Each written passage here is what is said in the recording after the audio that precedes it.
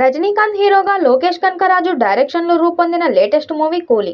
ఈ చిత్రం ఆగస్టు 14న గ్రాండ్ లెవెల్లో రిలీజ్ కానున్న సంగతి తెలిసిందే. ఇక అదే రోజున టాలీవుడ్ యంగ్ టైగర్ ఎన్టీఆర్, బాలీవుడ్ గ్రీకు వీరుడు హృతిక్ రోషన్ కాంబోలో బిగ్గెస్ట్ మల్టీస్టార్ వార్ 2 సైతం రిలీజ్కు సిద్ధమవుతుంది. ఇక ఒకే రోజు రెండు భారీ పాన్ ఇండియా సినిమాలు రిలీజ్ అంటే బాక్సాఫీస్ దగ్గర పోటీ ఎలా ఉంటుందో, ప్రమోషన్స్ విషయంలో ఎలాంటి హడావిడి ఉంటుంది? కూలీ సినిమాలో రజనీతో నాగార్జున, ఉపేంద్ర, అమీర్ ఖాన్ మెరవనున్నారు. ఈ క్రమంలోనే రెండు సినిమాల్లో కాస్టింగ్ విషయంలోనూ ఆడియన్స్లో భారీ హైప్ నెలకొంది.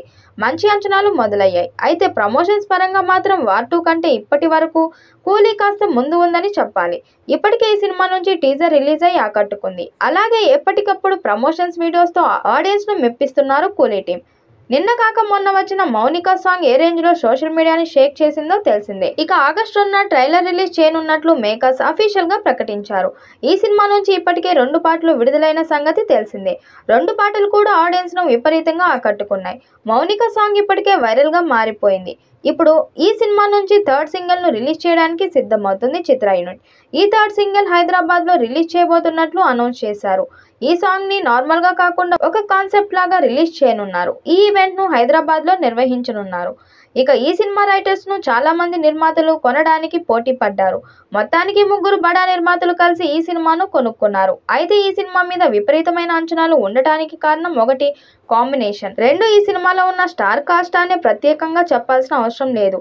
ఇక నాగార్జున పాత్ర గురించి ఆసక్తికర వ్యాఖ్యలు చేశాడు లోకేష్. వాస్తవానికి రజనీకాంత్ సార్ని ఒప్పించడానికి నేను కష్టపడలేదు, కానీ నాగార్జున సార్ను ఒప్పించడానికి ఎక్కువ కష్టపడ్డాను. ఎందుకంటే ఆయన 40 ఏళ్ల సినీ కెరీర్లో సైమన్ వంటి పాత్ర చేయలేదు. ఆయన అన్ని పాజిటివ్ రోల్స్ చేశారు. సో ఆయన ఫైనల్ కాల్ తీసుకోవడానికి 4 నుండి 6 నెలల టైం తీసుకున్నారు. దాదాపు 8 సార్లు నేను నెరేషన్ ఇచ్చాను. గుడ్ ను బ్రేక్ చేయడానికి చాలా లైన్ చెప్పాను. బ్యాడ్ క్యారెక్టర్లో టాలెంట్ను ఎక్కువగా వాడుకునే ఛాన్స్ ఉంటుంది.